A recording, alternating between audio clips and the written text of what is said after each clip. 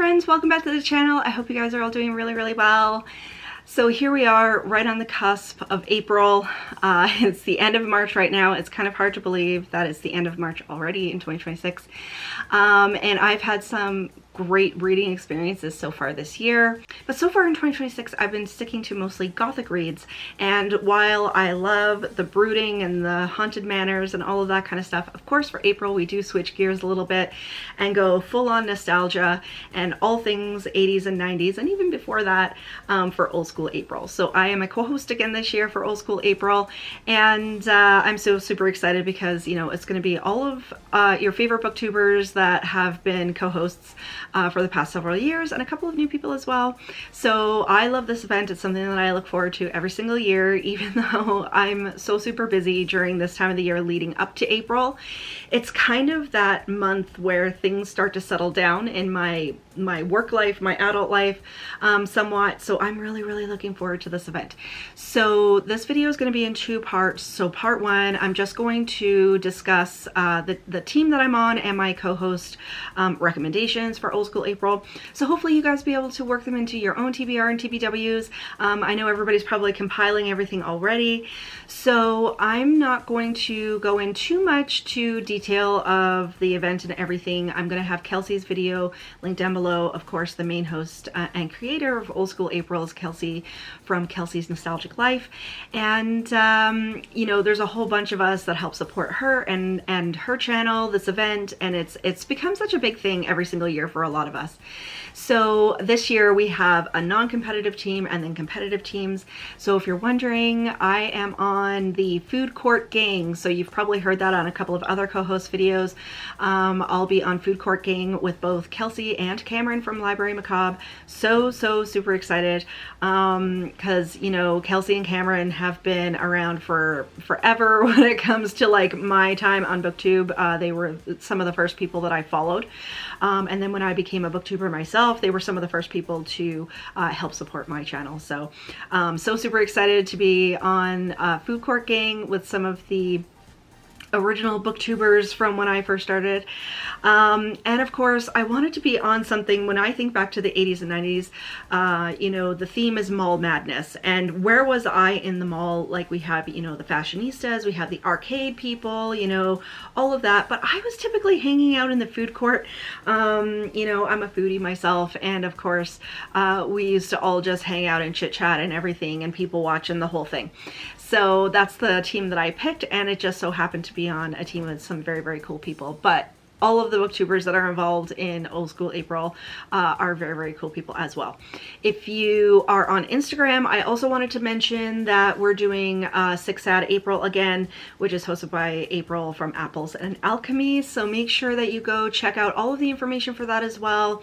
And like I said, all of the information is going to be in Kelsi's original video that's going to be linked in the description box below.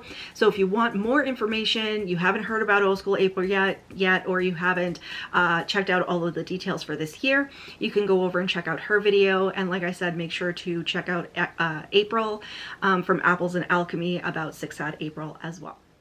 So that's kind of enough chit chat for the intro. Like I said, I'll be on Food Court Gang. Let me know down in the comments below which team that you're planning on being on. Are you going on a competitive team or a non-competitive team?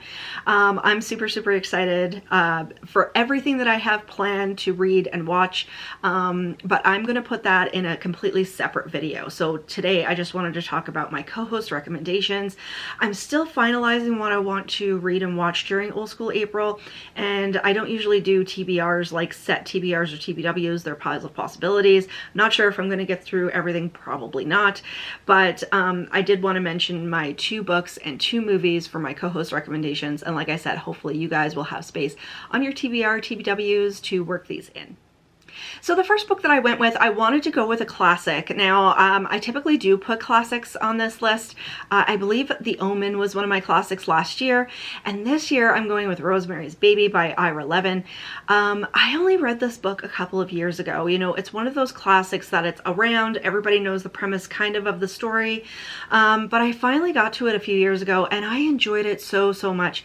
So if you're looking for something that's a little bit more on the classic side that you haven't gotten to yet, and and you're leaning towards a little bit of that demonic horror, this one I would definitely recommend. And I love the copy that I have. I didn't pull it down, but it's got the movie worked into the back of the book, and it has blue sprayed edges, and it just has all those nostalgic feels of those turnstile things that they used to have, like at drugstores and grocery stores and stuff, that you would see those vintage books with the blue sprayed edges, and I love my copy. But anyway, I'm hoping that if you're looking for some classic horror for your old school April, this one is great. It's a very easy read, but it's very impactful. I loved it from cover to cover. It was a 5-star read for me. It's one of my favorite horror books of all time.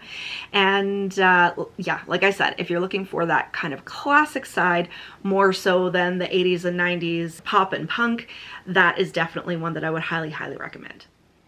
And my next book that I'm recommending is actually not a vintage book. It's vintage inspired. So a lot of the books, you don't have to read actual vintage books, and I wanted to put something in here that was a little bit more modern, but it still has that vintage feel, and it still has that same sort of nostalgic vibes. And I wanted to have something that was Halloween inspired as well, because it's halfway to Halloween. But also I thought this was the perfect opportunity for me to try to get some of you guys to pick up some books out of the You're Invited to the Creepover series. So this is book number 9, No Trick or Treating. This is one of their super scary super specials. So this very much does have that feel of 80s and 90s middle grade literature, you know, that Goosebumps spin-off kind of look and feel. And if you haven't checked out the Creepover series, I would highly recommend it.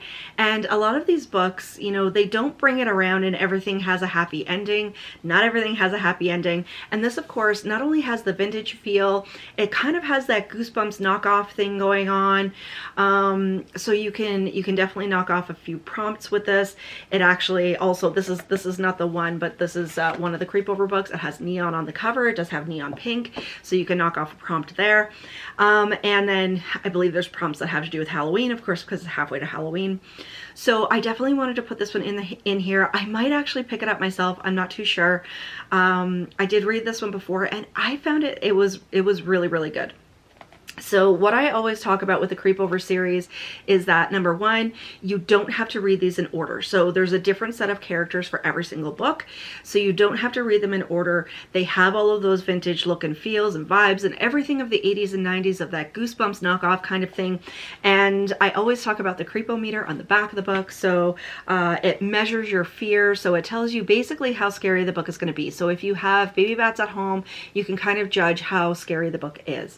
So I personally don't own number 9 yet. I've been recollecting these as part of my vintage collection because I have such a love for this series, and I wanted to have it complete and on the shelves alongside my Goosebumps collection. So like I said, it's number 9, one of their super scary super specials, which the super specials in a lot of the sort of 80s and 90s horror, but also like the YA sort of, you know, the Sweet Valley and everything. Everybody had their super special. So the fact that they redid that in this series, even though it's modern, is fantastic. So it still has all of those vibes. If you're looking for something a little bit new, a little bit easier to find, but still has, you know, everything that we like to celebrate in old school April. So if you were waiting to pick up one of the Creepover books, like I said, this is not the copy, but the number 9, No Trick or Treating, is fantastic. And you know, I'm going to be celebrating halfway to Halloween during April, so I'm super, super excited to put this one on the list for myself, hopefully as well. And then for the 2 movies that I have picked out. So again, like with the books that I did like one classic that's like, you know, adult horror, and then I did another one that has the Halloween 80s 90s neon kind of bubblegum pink sort of feel. And I did the same sort of thing with movies. So the first movie that I went with was The Ninth Gate from 1999, has Johnny Depp in it, and it is absolutely fantastic. So that kind of mirrors sort of that demonic horror to go with the book. So I mean, you could kind of read and watch these kind of side by side if you were looking for a little bit more adult, very creepy kind of demonic horror sort of angle. It's very kind of off the wall, but it has to do with this man who's like a book dealer, and he collects, well, he actually obtains for a collector a lot of like antique books, first printings, all of that kind of stuff. And he meets this very eccentric character that sends him on basically a wild goose chase. He pays for him to go to get these books that have to do with occult and the devil and all of that kind of stuff. And creepy things start happening. So it's very much like a thriller. Wouldn't put it in the horror category, but we don't really differentiate between the two here. But it's very much like a thriller. It's spooky. It's kind of off the wall, like I said, and it's very action-packed as well, with the kinds of things that he has to deal with. So I would highly recommend that one from 1999. You can usually find it at the thrift store. I've seen it multiple times at the thrift stores here. I'm not sure if it's streaming anywhere, but I'm sure you could probably find it pretty easily. And then the second movie that I picked out, like I said, kind of getting away from the adult kind of like, you know, horror thriller sort of very spooky kind of stuff, moving into like kind of the lighthearted bubblegum pop, you know, sort of 90s movies that I grew up with. Of course, The Ninth Gate I didn't watch until I was older, but from 1992 I went with The Cutting Edge, which is one of my favorite movies of all time. So I love sports movies, and Matthew and I think are going to be watching quite a few sports movies during Old School April. We've got The Sandlot on our list. We've got I think I've got Mighty Ducks in there. There's well, we already watched A League of Their Own, Rookie of the Year. There's a whole bunch of sports movies that we were going to watch, but this one for me really takes the cake because I love figure skating, and I'm also a big hockey fan too, obviously being Canadian. So between the two, and you know, with the Olympics just being over, I thought this would be a great choice to throw in. And this one is one that I watch pretty much every single year anyway. And when I was looking through kind of my collection and wondering what I wanted to put on, you know, it's definitely one that it brings me so much joy. It makes me so happy. It has all the elements, you know, the comedy, the little bit of romance in there, and sports and the Olympics, and it has all of those early 90s feels. So I thought this would be a great choice to kind of offset, like I said, a little bit of the demonic horror that I had going on with the first choice for book and movie. So there you guys go. That's everything that I wanted to talk about in this video. So like I said, there will be a part 2, which I'll go over kind of my puzzle possibilities of what I'm planning on reading and watching. I'm just kind of trying to go with the flow a little bit more this year and try not to put too much pressure on myself. There's a lot of prompts.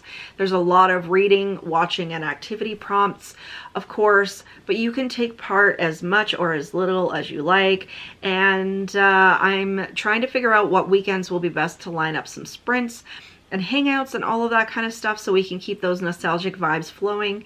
And like I said, make sure to check out all of my co-host channels. They'll all be linked down below, and Kelsi's original video if you're looking for more information on the event itself. And of course, she has all the links to everything that you would ever need. So that's it for today. I hope you guys enjoyed the video. If you did, give me a thumbs up and leave me a question or a comment down below because you know I love chatting with you guys. But until next time, stay spooky, everybody. Bye.